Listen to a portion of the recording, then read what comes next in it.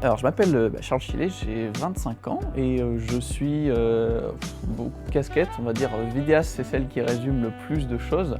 En gros, je suis dans le domaine de la vidéo en général, un peu de la photo aussi. Je fais des vidéos sur ma chaîne YouTube, que ce soit... Alors il y a le pré-Covid et le maintenant, hein, mais pré-Covid, on va dire pas mal de vidéos de voyage et de vidéos en tout genre, de tutos, de making-of, le but aussi de partager, d'aider les gens.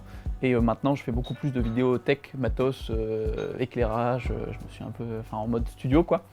Et puis je fais aussi des formations en ligne sur la vidéo. J'ai aussi une activité de, du coup en même temps de influenceur, je sais pas, mais en gros de poster, de gérer mes comptes Insta, YouTube et d'essayer de les faire grimper petit à petit pour toucher plus de monde, être connu par plus de gens, etc. et partager avec plus de gens tout simplement.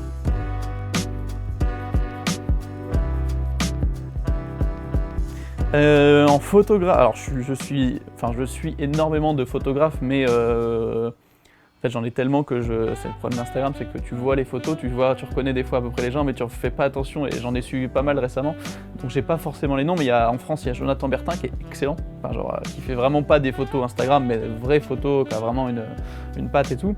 J'aime bien Benjamin Hardman, qui est un Islandais, un Australien qui habite en Islande et qui fait des photos de... Moi j'adore les glaciers, tout ce qui est... et lui c'est genre incroyable. Qui d'autre? Il y a quand même Alex Troll qui est quand même un Français aussi, putain c'est un Français qui est, lui il vit dans le Montana et il fait quand même des trucs très stylés. En vidéo, à part, j'ai envie de dire Brandon Lee qui est vraiment pour moi un exemple parce que c'est quelqu'un qui fait pas des transitions partout dans tous les sens et qui fait un peu des fois tout et n'importe quoi en technique mais sans réfléchir. C'est quelqu'un qui fait des vidéos de voyage mais qui va vraiment te transporter dans la culture de l'endroit et tout, dans des célébrations et c'est tellement bien filmé. Et lui c'est vraiment pour moi le best. Et non, il y a Tim Kellner, comment il s'appelle? Tim to the Wild, qui est un mec qui fait des vidéos de voyage, alors pas souvent, peut-être 2 par an, mais qui fait des vidéos de voyage vraiment très je sais pas, il y a vraiment une patte à lui qui est, vraiment elles sont incroyables.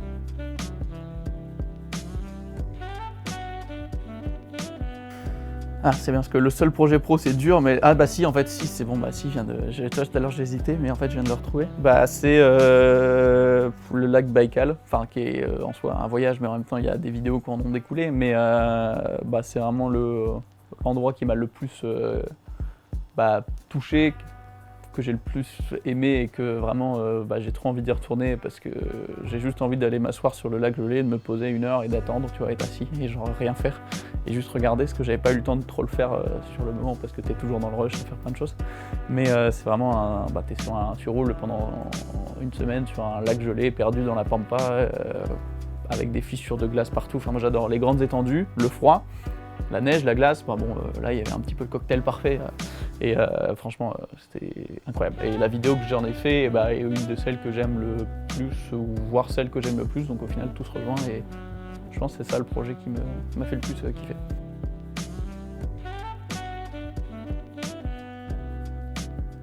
L'origine, on va dire, de tout ce que je fais, c'est aussi pour le partager, même que ce soit au final même des vidéos contemplatives ou quoi, le but c'est de les partager, de faire voyager les gens, donc il y a toujours la notion de, c'est bien de faire un film cool, mais si tu le montres à personne ou juste à papy, mamie et tata, tonton, c'est dommage parce qu'il y a peut-être des gens qui aimeraient bien le voir, donc l'intérêt c'est de le partager et du coup de faire aussi, ce que j'aurais bien aimé avoir plus quand moi j'ai commencé, j'ai l'impression d'avoir 40 ans quand je dis ça, mais en vrai ça a beaucoup évolué déjà en 5-6 ans, mais d'avoir simplement plein de tutos, des trucs accessibles en français et de pouvoir partager en mode on a fait ça, voilà comment on l'a fait, c'est pas si compliqué que ça et du coup aussi de motiver plus de gens à se lancer dans ce domaine et voilà. Et la formation c'est le même principe sauf que là c'est plus poussé.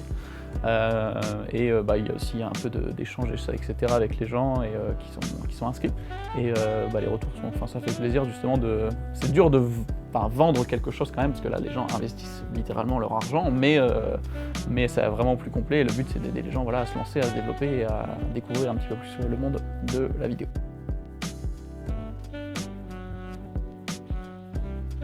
Bah, c'est un débat pertinent, mais le problème c'est que il y a un truc que les gens comprennent pas, c'est qu'à l'époque on faisait de l'argentique. Bah, on développait la pellicule, le film qu'on utilisait ça donnait un look à la photo, ça donnait certaines nuances de couleurs, des teintes, etc.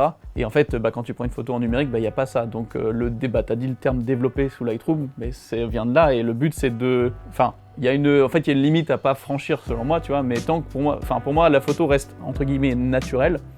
Tant que tu joues un petit peu avec les couleurs, tu essayes de retranscrire ce que toi tu avais l'impression, en tout cas l'ambiance que toi tu as vue dans ta photo. Donc on va changer les nuances, les teintes de couleurs, etc. Un petit peu de contraste et tout. Enlever 2-3 défauts, bon évidemment si tu enlèves une ligne de poteau, un truc, ça on peut pas. Enfin, moi je trouve ça normal parce que ça gâche un peu la photo.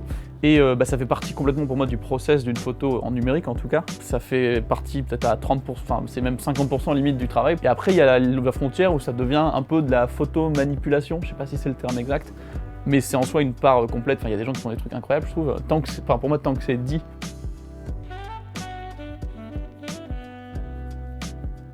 Alors ça je pense que déjà c'est une question de perspective. Après moi je pense pas, dans la vidéo t'as les plus techniques et les plus artistiques. Moi je suis très plus, j'essaye de me rapprocher, de m'éloigner un peu du côté trop technique et j'essaye de me détacher du matos et tout, même si c'est vrai que c'est cool. J'ai réussi un peu à le faire mais je me définirais pas comme artiste parce que ça me paraît tellement... ouais c'est ça fait un peu pompeux, j'ai pas l'impression que ça me correspond, même si en soi il y a des trucs que je fais qui sont un peu artistiques, tu vois, mais non je suis quand même plus technique et après justement j'essaye de me détacher un peu de tout ça, mais je m'en rends compte, tu vois, j'ai pas la créativité nécessaire, ou en tout cas pas la bonne créativité si on veut parler de différents types de créativité pour créer quelque chose de toute pièce qui a jamais été fait sans inspiration. Je sais pas faire ça. Mais ouais, je dirais que je fais des choses assez artistiques des fois, mais que je suis pas artiste. Je sais pas si ça se rejoint, mais voilà, je pense que c'est ça la petite différence que je ferais. C'est tout ce que j'avais à te poser comme question. Incroyable. Eh ben, merci à vous d'être venu.